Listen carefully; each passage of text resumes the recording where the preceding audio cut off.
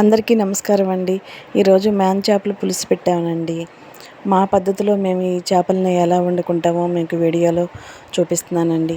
Videos చూసిన వారందరూ మీ మంచి మనసుతో ఒక చిన్న లైక్ చేసి సబ్స్క్రైబ్ చేసి నన్ను కూడా సపోర్ట్ చేయండి. మీ అందరికీ పేరు పేరున మనస్సాక్షిగా ధన్యవాదాలు తెలుపుకుంటున్నానండి. ముందుగా చేపలను శుభ్రంగా ఉప్పు పసుపు వేసి 2-3 సార్లు వాష్ చేసుకున్న తర్వాత ముక్కలకి అలా గిన్నెలో వేసుకుని మనం పచ్చి నూనె పోసి కాసేపు వండించుకోవాలండి. అలా వండించుకోవటం వల్ల ఏంటంటే గట్టిగా ఉంటుంది ముక్క కట్ అవ్వకోకుండా మనం మొత్తం కూరంతా ఉడికేసి అన్నంలో వేసుకునేటప్పుడు గరిటెతో తీసేటప్పుడు ఒక్కొక్కసారి కట్ అవుతుంది కదా, అలా లేకోకుండా ముక్క కొంచెం బిరుసు ఎక్కిద్దనమాట. అట్లా మేము చేస్తామండి.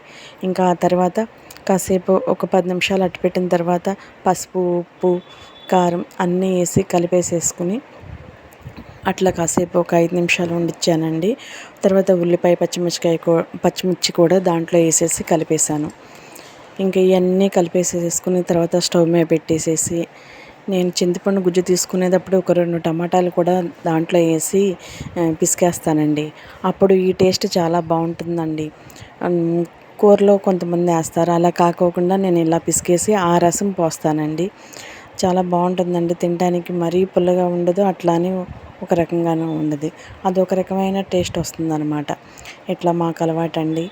ఇంకా తర్వాత చింతపండు పులుసు కూడా పోసేసేసిన తర్వాత ఎంత వాటర్ కావాలో అన్ని వాటర్ పోసుకుని ఒకసారి చేత్తో అలా కలుపుకొని, ఇప్పుడే పెట్టాం కదండి చెయ్య కాలదండి, అందుకే నేను చేత్తో కలుపుతున్నానండి.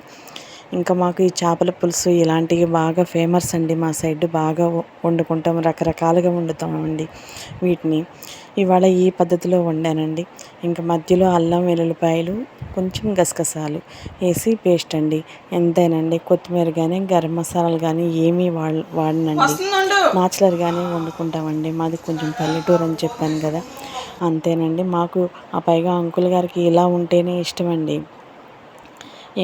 గరం మసాలాలు కొత్తిమీరలు ఇవన్నీ వేసి వండితే అంకుల్ గారు ఇష్టపడరండి. ఇంకా సిమ్లో పెట్టేసి మూత కొంచెం ఓపెన్గా పెట్టి అలా మధ్యలో కొంచెం అలా తిప్పుకుంటూ ఉండాలండి. మనకి క్లాత్ ఉంటుంది కదా మసిగుడ్డ, దాంతో మేము మసిగుడ్డ అంటామండి తిప్పేదాన్ని క్లాత్ని.